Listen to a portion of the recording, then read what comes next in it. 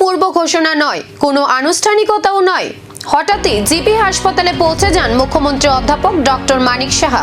আকস্মিক এই পরিদর্শনে হাসপাতালের বিভিন্ন ওয়ার্ড, চিকিৎসা পরিষেবা, পরিচ্ছন্নতা এবং পরিকাঠামো খতিয়ে দেখেন তিনি। চিকিৎসাধীন রোগী ও তাদের পরিবারের সদস্যদের সঙ্গে কথা বলে পরিষেবার বাস্তব চিত্র জানার চেষ্টা করেন মুখ্যমন্ত্রী। হাসপাতাল কর্তৃপক্ষের সঙ্গেও বিস্তারিত আলোচনা করেন তিনি।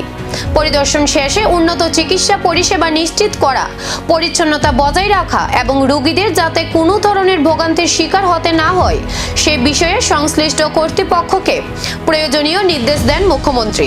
সরকারি স্বাস্থ্য পরিষেবাকে আরও আধুনিক, কার্যকর ও জনমুখী করে তুলতেই এই আকস্মিক পরিদর্শন বলে মনে করছে প্রশাসনিক মহল।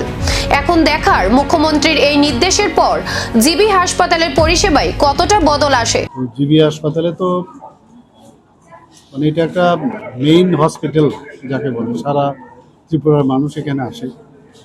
তো লোড তো এখানে সবসময় বরাবরই বেশি ছিল।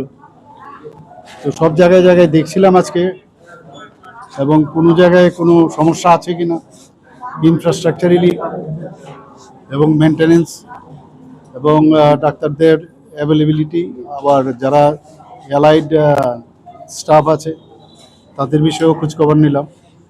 যেখানে যেখানে আমার মনে হলো এগুলো ঠিক করা প্রয়োজন, আমি আমাদের সেক্রেটারি মহোদয় আছেন আমার সাথে, ওনাকে আমি বলেছি এগুলো নোট ডাউন করার জন্য, এবং প্রপারলি যাতে মেনটেনেন্স হয় এবং প্রপারলি যাতে রুগীদের যে অসুবিধার বিষয়গুলো আছে সেগুলো যাতে অ্যাড্রেস করা হয় সেই বিষয়ে আমি আজকে এখানে আমি অ্যাডভাইস করলাম এবং আমি ডিরেকশনও দিলাম।